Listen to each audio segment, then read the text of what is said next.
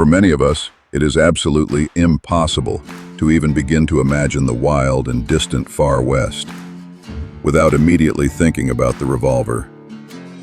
That iconic, metallic tool that we have seen hanging heavily from the gun belts of our absolute favorite gunslingers across hundreds upon hundreds of classic movies, modern video games, television series, and even dramatic paintings set on the rugged North American frontier. And in the vast majority of all those countless cases, the specific revolver that has faithfully accompanied Western cinema for the last 100 years has been none other than the legendary Colt Single Action Army model of 1873, a weapon much better known to the world as the Peacemaker.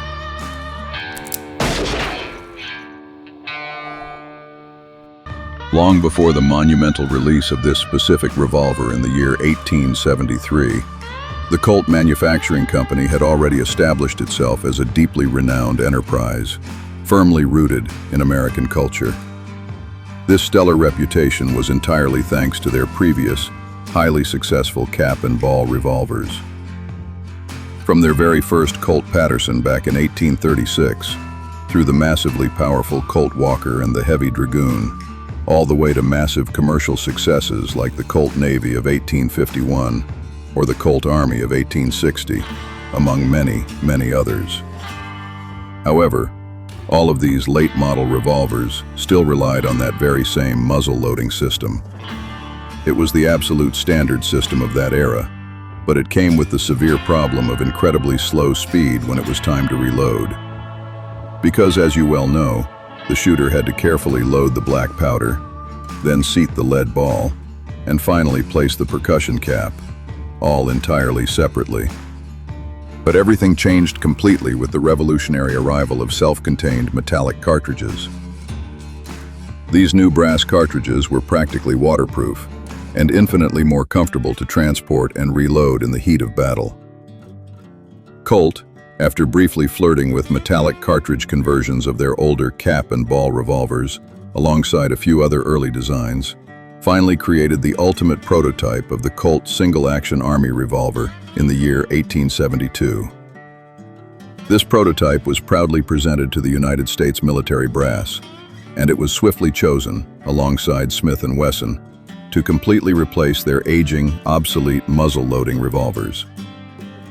And so, in the year 1873, Colt's truly revolutionary design hit the market, chambered in the powerful .45 Colt caliber. This monumental release marked the definitive end of production for all their old cap and ball revolvers, as the company focused its entire manufacturing effort on the new Colt Single Action Army model of 1873. It was a relatively compact handgun that fired incredibly hard-hitting ammunition. A revolver that was incredibly robust, unfailingly reliable, and in its own mechanical way, highly accurate. Even though it was noticeably slower to reload than the top brake models offered by Smith & Wesson. Initially, it was heavily supplied to the United States Army Cavalry, featuring a long 7.5-inch barrel.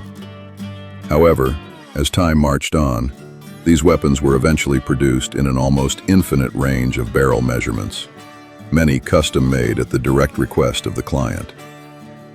But the three absolute majority measurements were standard: the 7.5-inch barrel, commonly called the Cavalry model; the 5.5-inch barrel, famously known as the Artillery model; and the 4 3/4-inch barrel, referred to as the Civilian model, which was significantly shorter, faster, and much easier to quickly draw from a leather holster. Throughout the remainder of the 19th century, the Colt Company continuously improved and relentlessly innovated upon the baseline design of the 1873 model.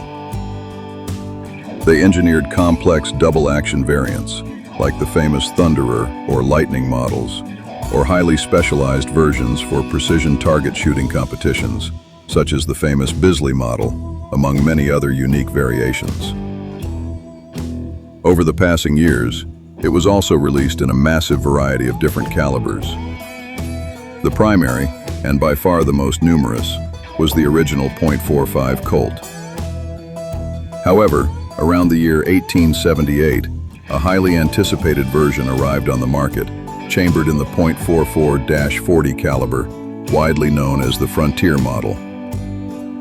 This specific caliber was actually the most heavily utilized ammunition across the entire country, because other revolvers, and especially the legendary Winchester Model 1873 rifle, used that exact same round. This meant that a pioneer who already owned a Winchester rifle in this caliber could now carry a Colt 1873 revolver that conveniently shared the exact same ammunition. Despite those two main calibers, we can find this revolver chambered in practically every single handgun caliber imaginable. From the very smallest calibers like the .22, the .32, or the .38, all the way up to the massive big-bore .44 or .45 calibers. In fact, because this magnificent weapon has never actually ceased production up to the very day of this video, we can find it beautifully crafted in entirely modern calibers like the 9mm, the .357 Magnum, the .45 ACP, or even the .44 Magnum, among many other contemporary options. Today, we can easily find its reproduction manufactured by brands like Colt themselves, as well as excellent Italian replica makers like Pieta or Uberti. In terms of military history, it proudly served in the United States Army from 1873 all the way until 1892. It was officially replaced by another Colt revolver, the Colt Model 1892 New Army, which was a double-action weapon chambered in .38 caliber. But as a highly curious historical anecdote, it is well worth noting that during the brutal Philippine-American War in 1898, American soldiers were actually forced to bring back and utilize their old trusty Colt 1873 models.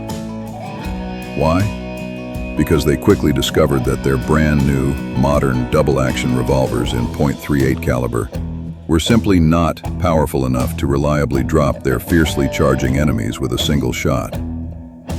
And so, they once again placed their absolute trust in the heavy, stopping power of the old .45 caliber, many of them modifying the guns with shortened barrels for close-quarters combat. In the legendary Wild West, the users of this revolver were practically countless. It was primarily carried by rugged lawmen or dangerous outlaws who desperately needed the absolute most modern weaponry available. Legendary figures like Marshal Wyatt Earp or the famous Bat Masterson. One specific model, chambered in .44-40, was utilized by Sheriff Pat Garrett to successfully assassinate Billy the Kid, while Billy himself famously preferred to use the double-action Colt Lightning model. The list of historical users is simply endless, and that list becomes even more massive when we talk about Western cinema, where this revolver has made countless appearances. It is featured in practically 99% of all movies set after the bloody American Civil War. Among the legendary actors we must highlight is John Wayne, who almost always masterfully wielded an artillery model Colt. Clint Eastwood, in his early gritty Western films, also made heavy use of this revolver in absolute classics like A Fistful of Dollars or High Plains Drifter, among many others. Or Kevin Costner in the epic Silverado, wielding a pair of Colt revolvers while portraying Sheriff Wyatt Earp, or in the magnificent film Open Range. In the realm of video games, it has also made a triumphant appearance in practically every single Western title, from the massive Red Dead Redemption saga to the Call of Juarez series, or the dark and gritty Hunt Showdown. In conclusion, it is a truly magnificent revolver, easily the most famous weapon of the entire Far West, right alongside the Winchester rifle. However, we must admit that cinema has given it a somewhat disproportionate, exaggerated level of fame. Because in absolute historical reality, out on the harsh American frontier, it was actually much more common to see men carrying the older, battered cap-and-ball muzzle-loading revolvers. The latest novelties simply took years to finally reach the isolated, dusty towns of the West.